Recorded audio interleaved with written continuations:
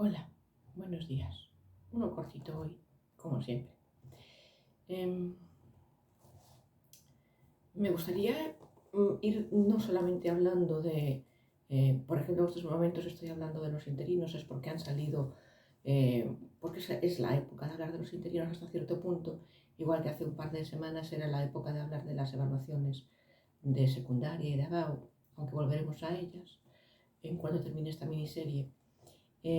Pero bueno, quería dejar claro, por ejemplo, uno de los ejemplos en los que la fiabilidad del sistema de oposiciones está altamente comprometido, lo cual nos afecta a todos, a los profesores que opositan, a los que tienen éxito y a los que no. Em, Sobre todo afecta a la dinámica de cómo funcionan las escuelas y los institutos. Es una parte tan importante. El profesor es el motor del cambio. El cambio en sí, aprender es un cambio, porque el alumno mm, mm, mm, desconoce una serie de procedimientos y o currículums, lo que le queramos, un montón de cosas, procedimientos, conocimientos, aptitudes, destrezas, lo que sea. Y al ir al centro de enseñanza, se pone en marcha un proceso y un procedimiento que cambia a la persona de no saber algo a saber algo. Eso no quiere decir que solamente se aprenda en los centros educativos, se aprende en todas partes, la vida es aprender. Pero bueno, dentro del centro educativo el motor, el motor del cambio debe ser eh, la- el conjunto de profesores que trabajan allí.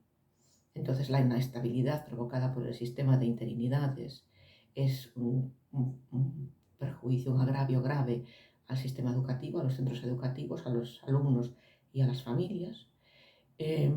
Aparte de ser un agravio legal y grave también a nivel personal, profesional, etcétera, hacia los profesores, pero todavía es más grave hacia los alumnos que van a aprender y hacia la sociedad que depende de esos alumnos.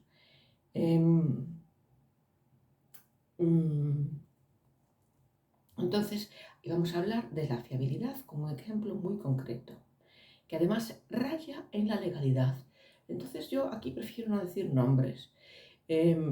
Los nombres los hay, pero no nos vamos a meter con ellos. Si alguien sabe a quién me estoy refiriendo, pues genial.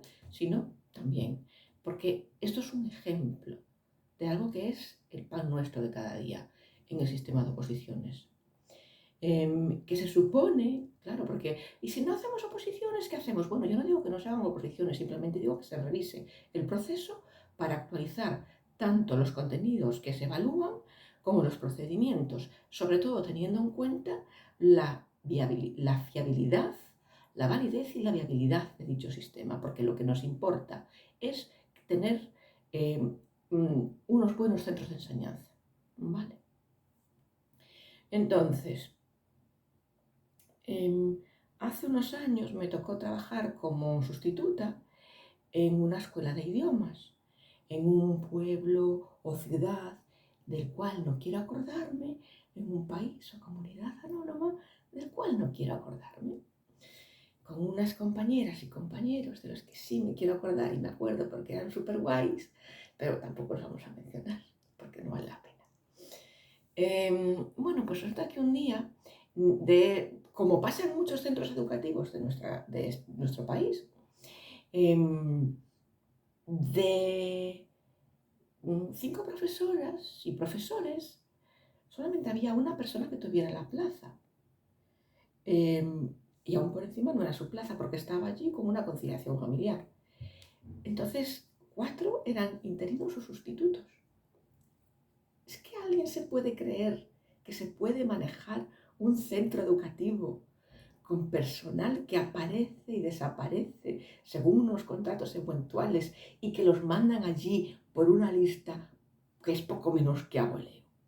¿A alguien le cabe en la cabeza que eso es la manera de gestionar un centro educativo? Por favor, por favor, por favor, que sabemos mucho más que eso. Bueno, pues nada, estábamos allí y como solamente había una persona que tuviese su plaza y además en ese momento no estaba, nos pusimos a hablar de los exámenes de oposición pasados y por venir y de lo que estaba haciendo cada uno en referencia a las oposiciones. Con lo cual salió a la luz que una de las personas que estaban allí estaba matriculada en una de las muchas academias que hay que preparan a opositores. Y salió a la luz, de casualidad, hablando de los exámenes, que habían trabajado en una de las clases con los criterios de corrección y las notas, con el esquema de corrección del pasado examen, lo cual era alucinantemente alucinante, porque no se había publicado. ¿Cómo puede pasar semejante cosa? Pues claro, ¿qué pasa? Que una de las faltas más graves y que entra dentro del centro del sistema es que una vez que una persona, un candidato, ha conseguido aprobar no solamente las oposiciones, sino obtener la plaza, pues esa persona tiene un conocimiento y se le ha otorgado, como si dijéramos, un certificado. ¡Ah, genial, has pasado! Según el cual esa persona después empieza a preparar a otra gente para que apruebe las oposiciones. Y ahí es donde se mueve el mercado, y es un mercado de enseñanza no reglada. Es decir, se supone que los que preparan a los profesores para trabajar en institutos, en escuelas primarias, etcétera, etcétera, escuela de idioma, son las universidades y los centros de educación gestionados a través de las universidades, se supone. Pero en realidad lo que pasa es que los que lo hacen son los que preparan a las oposiciones, y de manera no reglada. Es alucinante que estemos hablando de la enseñanza pública, que tengamos a veces un ministerio de las universidades, que no sé qué, no sé cuánto, y resulta que los que están gestionando el proceso de admisión son las academias de enseñanza y los preparadores de la oposición, que son personas, en su gran mayoría, sobre todo los preparadores, que ya han aprobado la oposición.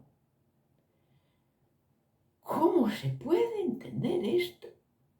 Si estamos hablando de un montón de cosas, bueno, pero en verdad, para empezar, en este ejemplo de transparencia, ¿qué tipo de transparencia es esa cuando un tipo que gestiona una academia ha conseguido a través de contactos?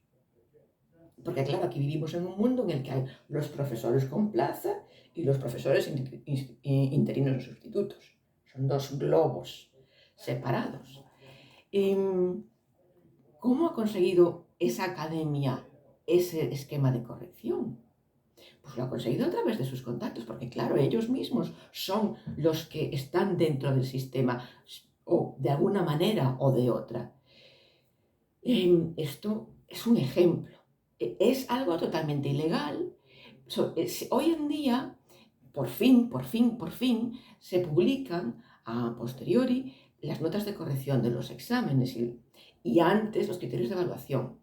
Pero eso todavía se hace, estamos como en pañales, no, estamos como en pañales sucios, porque se hace de cualquier manera, dependiendo de la especialidad, se ponen tal, se ponen cual, y se hacen ad hoc, como si dijéramos, hay una oposición, pues venga, vamos a preparar el examen. Ya veremos en otra ocasión que eso no es así, no, el sistema no es así. Preparar un examen masivo lleva 3 años, no se puede hacer en 3 meses como se está haciendo aquí. Bueno, pues ahí está un claro ejemplo de cómo esa persona, por haberse matriculado en esa academia, que estaba actuando con prevaricación, lo cual es un delito, porque estaba utilizando información confidencial para beneficio de sus alumnos, pues esa persona fue la única que aprobó las oposiciones de las 4 personas que se presentaron ese año, y no era precisamente la que tenía ni mejor currículum, ni mejor nivel en la asignatura de la que estoy hablando, que en este caso era inglés. Con lo cual, ya estamos viendo como la fiabilidad, que es lo de la validez y la fiabilidad se mezclan, ¿no? Por un lado, es poco fiable este sistema porque 4 personas se presentan al examen y la que aprueba es la que tiene información confidencial, no la que tiene mejor currículum o mejor nivel en la asignatura que se va a evaluar. Y esto pasa así, con lo cual debemos de revisar nuestra relación con el sistema de oposiciones y con la enseñanza no reglada que está pasando por encima de nuestro sistema de enseñanza universitaria. Y no sé cómo a nadie no le entran escalofríos solamente de pensar semejante cosa. Os dejo, me voy a pasear.